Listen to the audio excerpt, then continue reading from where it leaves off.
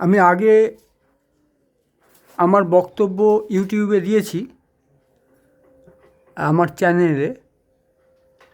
তা এই বিচার প্রক্রিয়া নিয়ে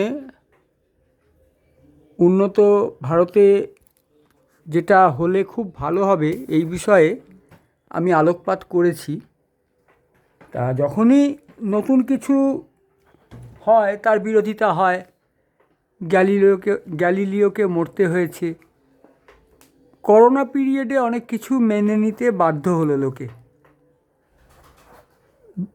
সেই ডাক্তারের নাম কাগজে লেখালেখি হয়েছিল, তাকে খুব অবহেলা করা হয়েছিল, শাস্তি দেওয়া হয়েছিল।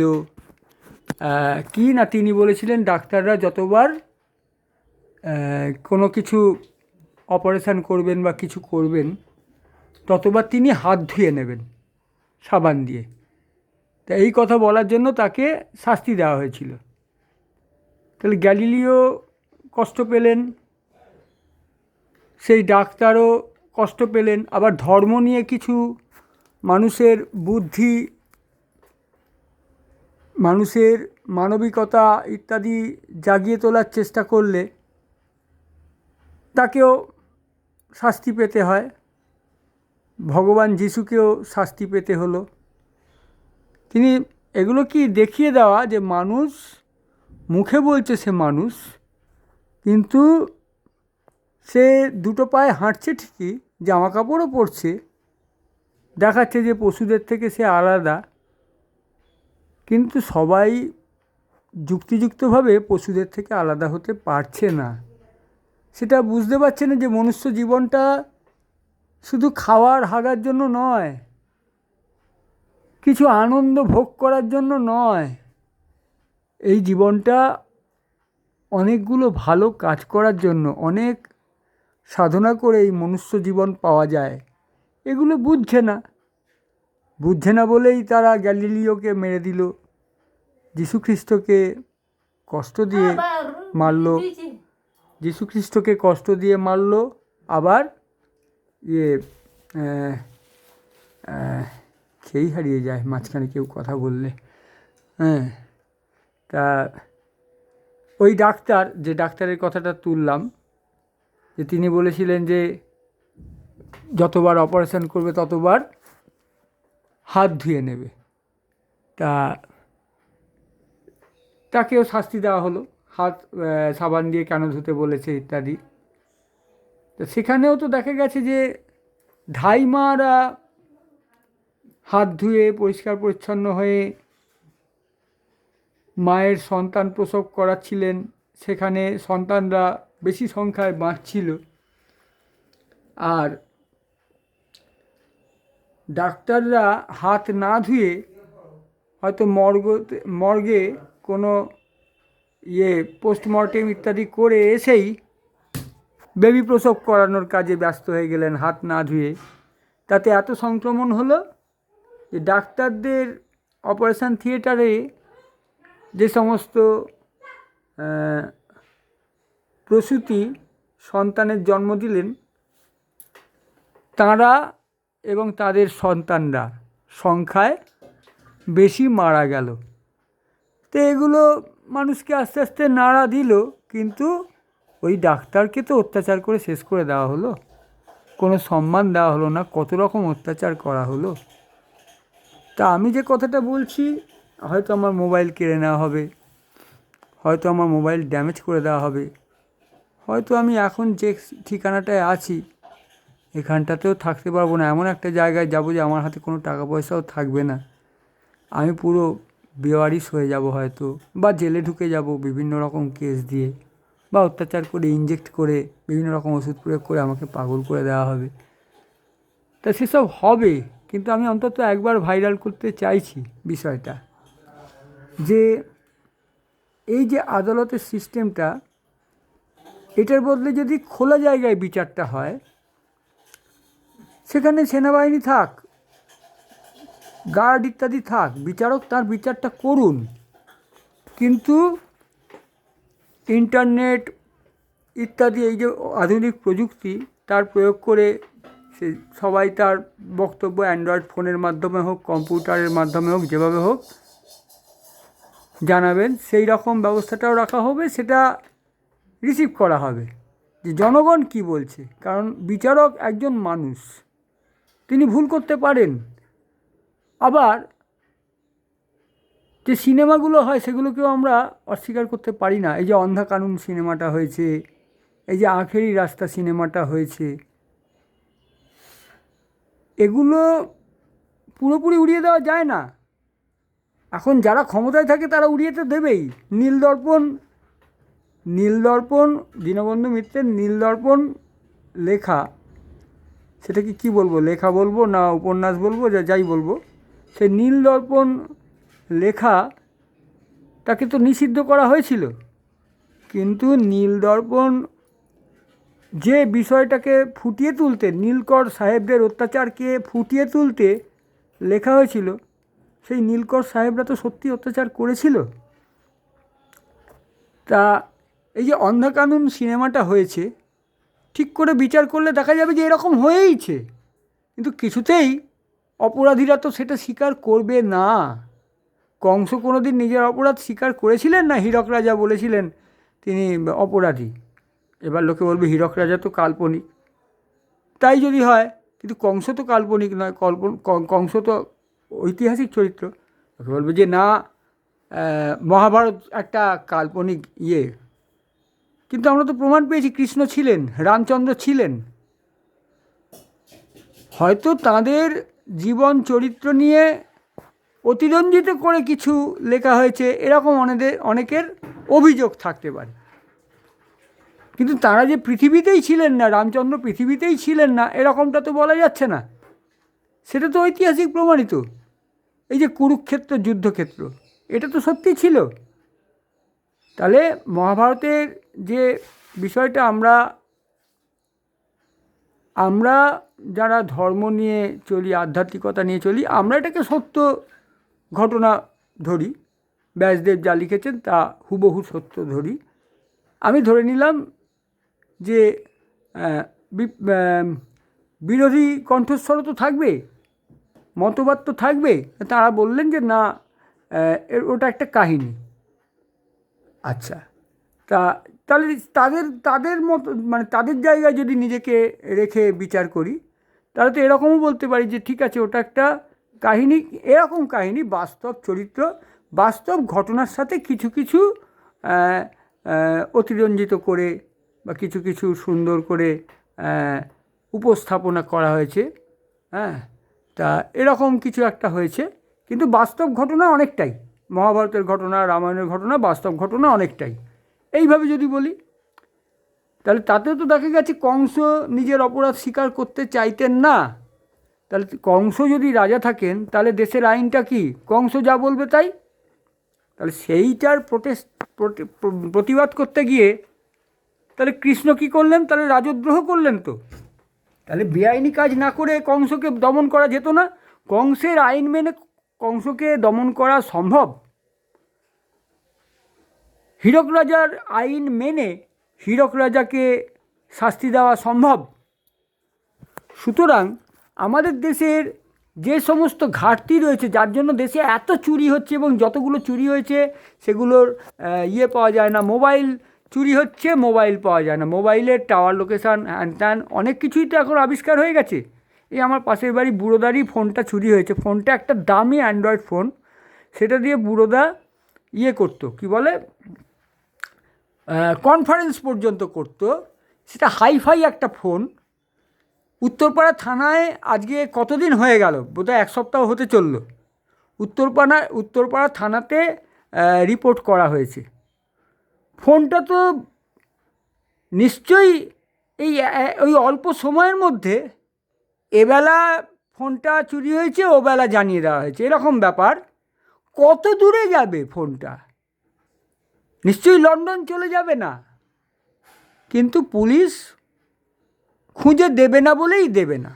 কিন্তু এইটাই পুলিশ খুঁজে দিত যদি আজকে বুড়োদা প্রধানমন্ত্রী হতো, বুড়োদা যদি আজকে পশ্চিমবঙ্গের মুখ্যমন্ত্রী হতো, বুড়োদার ফোনটা খুঁজে দিত। আর এটার বিচার করবে কে?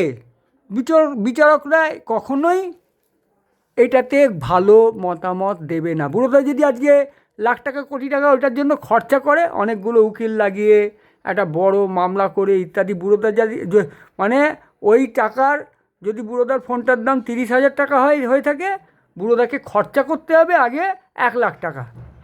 তাহলে বুড়োদা কী হবে, ওই 1,30,000 টাকা হয়তো ক্ষতিপূরণ পাবে। অর্থাৎ আমাদের দেশে গরিবের জন্য আইন নেই, যতই বলুক একটা উকিল দাঁড় করিয়ে দেওয়া হবে, ঠিক করে হয় না। এই যে সরকারি জায়গায় চিকিৎসা হয়, একটা বেসরকারি জায়গায় কত সুন্দর চিকিৎসা হয়, আর সরকারি জায়গায় চিত্তরঞ্জনে গিয়েছিলাম পিসেমশাইকে নিয়ে, দাঁড়ান একবার কলেজ বাড়ি যান, ওই বুড়ো ঢুকছে দুপুরবেলার কড়া রোদে, একবার কলেজ বাড়ি নিয়ে যাচ্ছি, বুড়ো তো আর পারছি না, আমি তুমি বসো এখানটায় বসো বোনকে নিয়ে। আমার বোনের প্রতিবন্ধকতা আছে, একজন প্রতিবন্ধী আর একজন ক্যান্সার পেশেন্টকে কত রিস্ক নিয়ে, কত ভয়ের ব্যাপার কলকাতায় এরকম করে বসিয়ে, আমি দাঁড়াও আমি যাচ্ছি, আমিও তো অসুস্থ, আমিও তো খুব শারীরিকভাবে শক্তিশালী নই, আমারও তো শরীরে হাজারো রোগ, আমি ওষুধ না খেয়ে আন্দাজে টোটকা বানিয়ে খাচ্ছি, এই মুহূর্তে আছি পরের মুহূর্তে নেই। তাহলে আমি একবার কলেজ বাড়ি যাচ্ছি, একবার কি মেন বিল্ডিংয়ে যাচ্ছি, কী সব নাম ওদের, হ্যাঁ, তা এই তো ওদের অবস্থা। বোধহয় এক দিনে 5বার 7বার করে, একবার কলেজ বাড়ি, একবার একবার পেচ্ছাপ টেস্ট করুন, ওই ঘরে যান, যারা দিচ্ছে তারাই বলতে পারছে না কোন ঘরে যাবেন। আচ্ছা সেই ঘরে একটা ঘর বলে পাঠালো, এটা তো এখানে হবে না, এটা তো কলেজ বাড়িতে হবে, কলেজ বাড়ি থেকেই আমায় পাঠালো এই বিল্ডিংয়ে, এরকম 4বার 5বার হলো। একটা দিন আবার অমুক দিন আসুন, আজকে তো টাইম পেরিয়ে গেছে। বোধহয় পিসেমশাইকে নিয়ে কদিন গেলাম, 7 দিন না 8 দিন হসপিটালে দৌড়োদৌড়ি করলাম। আলটিমেট কি রেজাল্ট হলো, সামান্য একটু উপকার পেলাম, অত দৌড়োদৌড়িতে কিছু রেজাল্ট পেলাম। কিন্তু অ্যাপোলো বা কোথাও যদি যায়, প্রথমত অত দৌড়োদৌড়ি এক বিল্ডিংয়েই সব, দ্বিতীয়ত যদি 1বার 2বার রায়কাবা বিল্ডিংয়ে যেতে হয়, ওরাই গাড়ি করে নিয়ে যায় পেশেন্টকে, ওরাই বলে দেয় যে গাড়ি আসছে আপনি খালি এটা দেখাবেন, ওরাই গিয়ে নিয়ে গেল, সেখান থেকে মানে যা কিছু ওরা করছে ওদের রিসেপশনই করে দিচ্ছে। অথচ অ্যাপোলোর কটা লোক চাকরি করে অ্যাপোলোতে, আর হসপিটালে একটা বিল লেখার জন্য একজনকে চাকরি দেওয়া হয়েছে, তাকে অনেক টাকা মাইনে দিয়ে নিশ্চয়ই রাখা হয়েছে। এই বিলটা নিয়ে অমুকের কাছে যান, উনি একটা টিক মেরে দেবেন আর রবার স্ট্যাম্প মেরে দেবেন, তার জন্য আরেকজনকে রাখা হয়েছে। আমাদের অ্যাপোলো বা ইত্যাদিতে একজন রিসেপশনিস্ট যে কাজটা করেন, ওরা 10 জনে মিলেও সেটা করতে পারছে না, ওখানে 10 জন রিসেপশনিস্ট আছে, মানে টাকা উড়িয়ে দেওয়া হচ্ছে। এবার লোককে তো চাকরি দিতে হবে না, এরকম করে চাকরি দিয়ে ওড়াতে হবে না টাকা, জনগণের টাকা। এবার আমার গলা টিপে দেওয়া হবে, আমি বলছি আমি বলার কে, এটা জনগণের উপকার হচ্ছে, এই টাকা দিয়ে জনগণের বিভিন্ন উন্নয়নমূলক কাজ করা যায় তো। কতিপয় কটার ছেলেকে টাকা এমনি পাইয়ে দিয়ে বাকিগুলো লোক না খেয়ে মরুক, আর দেশটা গরিব হয়ে থাকুক, দেশের উন্নয়ন বলে কিছু থাকবে না, চিকিৎসা বলে কিছু থাকবে না, মানুষ বিরক্ত হয়ে ঘটি বাটি চাটি করে সেই নার্সিংহোমেই চিকিৎসা পাবে। আমি তো চিত্তরঞ্জনের চিকিৎসা পেলাম না, ক্যান্সারের চিকিৎসা। আজকে স্বাস্থ্যসাথীটা আছে কপাল করে, কিছুটা আমার অনেকটাই আমার রেহাই হচ্ছে, তাও অনেক টাকা আমাকে খরচা করতে হচ্ছে। সরকার এটা করতে পারতো না, করবে না বলেই করেনি, তার জন্যই তো এত গ্যাঁড়াকল। লোককে বলবে আমি চিকিৎসা দিচ্ছি, কিন্তু এমন গ্যাঁড়াকল করবো লোকে বিরক্ত হয়ে, লোকে থুতু উঠে গিয়ে রক্ত উঠে গিয়ে কেউ তো ওখানেই হার্ট অ্যাটাক করে মারা যাবে। হ্যাঁ, আমার পিসিও ঠিক করে হসপিটালের চিকিৎসা পেলো না, আমার পিসি টিউমারে মারা গেলেন, আর আমার পিসেমশাইকে নিয়ে দৌড়চ্ছি। হ্যাঁ, তা আমাদের দেশে এই অবস্থা। তা আর একটা মোবাইল গেলে, আগে তো ছোটোখাটো আমার বাবার, আমাদেরই তো 3টে, আমাদেরই তো 4খানা মোবাইল আগে গেছে, সেগুলো বোতাম টেপা ফোন, পুলিশ বলবে টাওয়ার লোকেশান পায়নি। অথচ পুলিশ চাইলে একটা মন্দিরের একটা জায়গা থেকে একজোড়া জুতো পর্যন্ত যায় না, পুলিশের সিআইডি আছে ইত্যাদি, চাইলে পারে, করব না, এত খাটবো কেন, করব না। হ্যাঁ, কিন্তু রাজা তোর কাপড় কোথায় বলে দিলাম, কালকে পুলিশই আমায় মেরে দেবে। হ্যাঁ, আমাদের দেশ মোটেও ভালো নয়। তা এইগুলোর বিচার কে করবে? যদি খোলা জায়গায় বিচার হয়, বিচারক তার মতামতটা জানালেন, কিন্তু সেটাই ফাইনাল নয়। তারপরে আবার আরেকটা শুনানির ডেট দেওয়া হবে যে জনগণের রায়টা নিয়ে তারপরে আমি রায় দেব, এইটা আইনে থাকতে হবে। এবার ওইটা ভাইরাল হলো, সারা বিশ্ব দেখলো। এবার ভারতীয়রা, সারা ভারত তো দেখলই, ভারতীয়রা তাদের মতামত জানাবে, সেটা হচ্ছে বেশি গুরুত্বপূর্ণ। আর সারা বিশ্বের লোক তাদের মতামত জানাবে কি, সেখানে মানবিকতায় কোনো ঘাটতি হচ্ছে কি না, তাদের কোনো মত আছে কি না। তাদের মতটা এরকম নয় যে তাদের মতটা ফাইনাল, কিন্তু তারা তো মানুষ, তাদের মানুষের বুদ্ধি নিতে তো কোনো দোষ নেই। আইন না হয় একটা দেশের নাগরিকরা ভোটাধিকার পাবেন, একটা দেশের নাগরিকরা মতামতেরও ভোটাধিকার পাবেন, তাহলে বিদেশি নাগরিকদের মতামতটা ভোটাধিকার নয়, কিন্তু বিদেশি নাগরিকদের মতামতটা বুদ্ধির পরামর্শ হিসেবে তো নেওয়া যায়। তাহলে এই যে সারা বিশ্বের সবাই মতামতটা জানাবেন, তাতে ভারতীয়দের মতামতটা দার্শনিকভাবে বিচার করা হবে, আর তাদের ভোটাধিকারের ব্যাপারটাও নেওয়া হবে, সেটা একটা বিচার হলো। আচ্ছা, সেটাকে ফাইনাল দার্শনিকভাবেই বিচার করা হোক। আর বিশ্বের যারা পরামর্শ দিলেন তাদের বক্তব্যটাকে ভোটাধিকার হিসেবে না নিলেও বিদ্যা হিসেবে নেওয়া যাক, যে তারা কিভাবে বিচার করলেন। তাদের দেশেও তো ফিলোসফি পড়ানো হয়, তাহলে তাদের বুদ্ধিটাও নিতে হবে। হ্যাঁ, দিবে আর নিবে, মিলিবে মিলাবে, এটা তো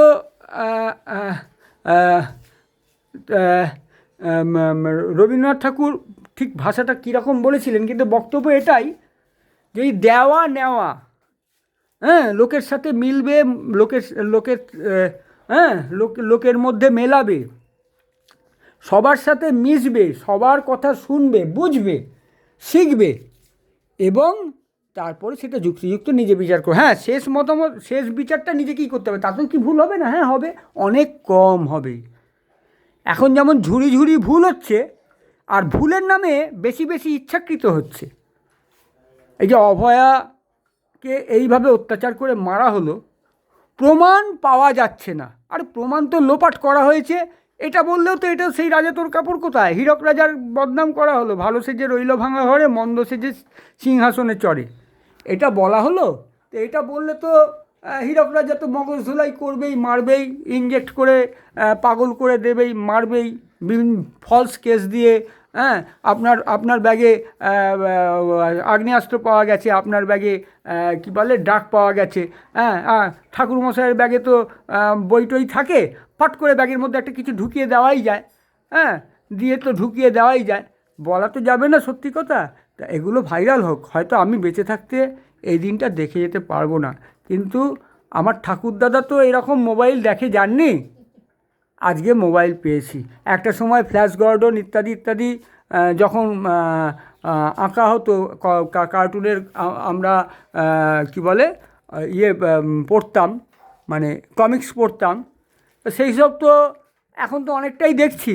এখন আমরা অ্যারোপ্লেনও দেখছি, আমরা এখন মোবাইলও দেখছি, এখন আমরা ইয়েতেও দেখছি যে পায়ের বুটের মধ্যে ওই কী সব যন্ত্র লাগিয়ে আকাশে ওড়ার মতন, সেগুলোও এসে গেল।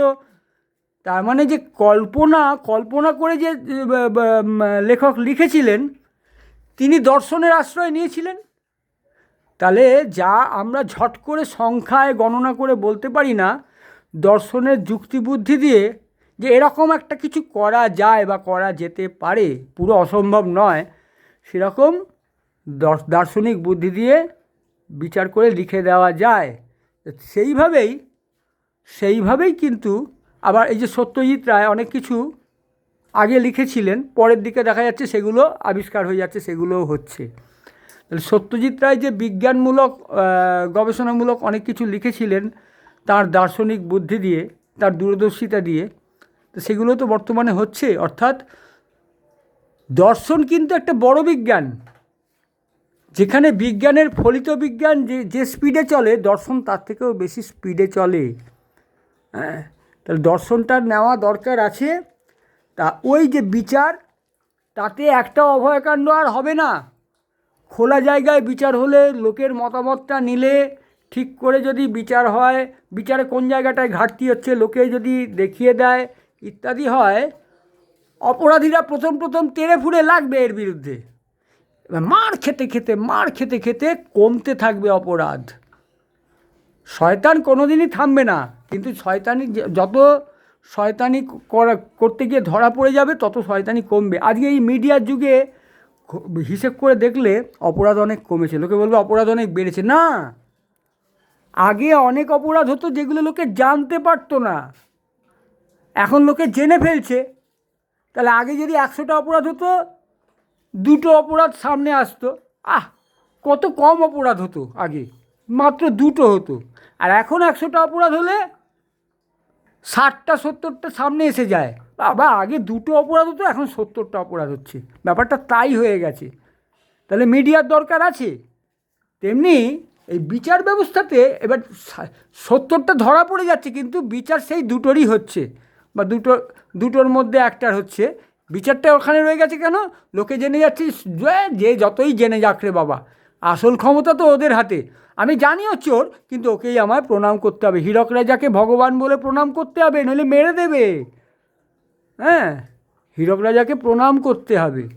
তাহলে এই হচ্ছে আমাদের দেশের অবস্থা। এখান থেকে বেরোতে গেলে দড়ি ধরে মারটান রাজা হবে খানের ব্যবস্থাটা করতে হবে। সেইটা হচ্ছে না, ওই বদ্ধ ঘরে আদালত থাকলে হবে না। আর পয়সা দিয়ে উকিল রাখবো তবে আমার বিচার হবে? আমারও বক্তব্য বলার জায়গা থাকবে। আমার বক্তব্য আমিই বলবো, কারণ আমার উকিল কেন বলবে? আমার উকিল শুধু আমাকে পরামর্শ দেবে, কথাটা আমিই বলবো। আর আমি যদি কাউকে অনুমতি দিই যে উকিল আমার হয়ে বলবে, তখন উকিল আমার হয়ে বলবে। কিন্তু এখানে এখন মনে হয়ে গেছে একটা উকিল না দাঁড় করলে তার কথা শোনাই ঠিক করে হয় না।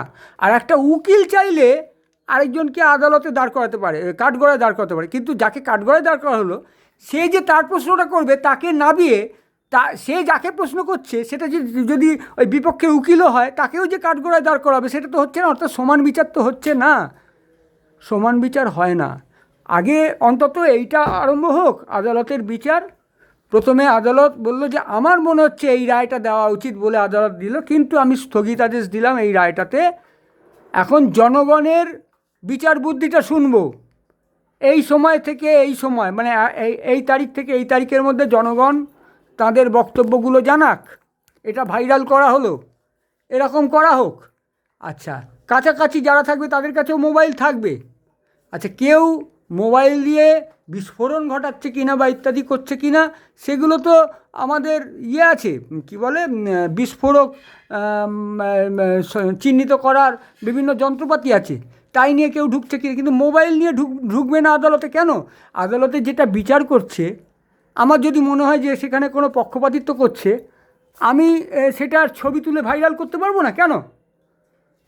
তবে তো আদালতের বিচারক ঠিক করে বিচার করবে। হ্যাঁ, ভুল হতে পারে মানুষের, সেটাও বোঝা যায়। যদি দেখি যে আমার মনে হচ্ছে যে উনি হয়তো পক্ষপাতিত্ব করছেন বলে আমি ওটা ভাইরাল করলাম, কিন্তু দেখা গেল মানুষ বুঝছে যে ওটা মানে অপরাধ নয়, উনিও তো একজন মানুষ, ওনার বিচার বুদ্ধিতে ওটা ঠিক মনে হয়েছিল, কিন্তু উনি ওটা ভুল করেছেন, উনি ইচ্ছাকৃত করেননি। এইরকম পক্ষে বিপক্ষে, তাহলে বিচারকরাও চিন্তা করবেন যে আমারও এটা ভাইরাল হচ্ছে, আমিও কিন্তু ক্যামেরার মধ্যে রয়েছি, সেটা হোক না। তাহলে আমরা কেউ বিচার দায়িত্ব নেব না। আরে আমরা বলতে ওই কয়েকজন দায়িত্ব নেবে না, আর যারা রয়েছে যে দেশের উন্নয়নের জন্য আমরা করবো, হ্যাঁ আমাদের তোমরা বিচার করো। আরে মানুষ কি বলবে? আমায় তোমরা বিশ্বাস করো, আমাকে তোমরা বিশ্বাস করো। এইভাবে লোকে বিশ্বাস অর্জন করা যায় নাকি? বিশ্বাস, মানুষের কর্ম করবে, তার সুকর্মের জন্য তার প্রতি মানুষের বিশ্বাস জন্মে যাবে। মানুষ কি এটা বলবে আমাকে তোমরা মানো, আমাকে তোমরা মানো, নইলে তোমাদের গুলি করে মেরে দেবো, নইলে তোমাদের ঠ্যাঙাবো? কেন? সে এমন কর্ম করবে তাকে সবাই মানবে। হ্যাঁ, মানুষ সবসময় গায়ের জোর, সবসময় পাওয়ার দেবে কেন? পাওয়ার গায়ের জোরটা কোন জায়গায়? যখন মারামারি খুনোখুনি হয়ে যাচ্ছে সেই জায়গাটাতেই মানুষ গায়ের জোর ইত্যাদি করুক, সেইটার জন্য দেশের আইন থাকুক। আরও অনেক কিছু বলবো, এইটার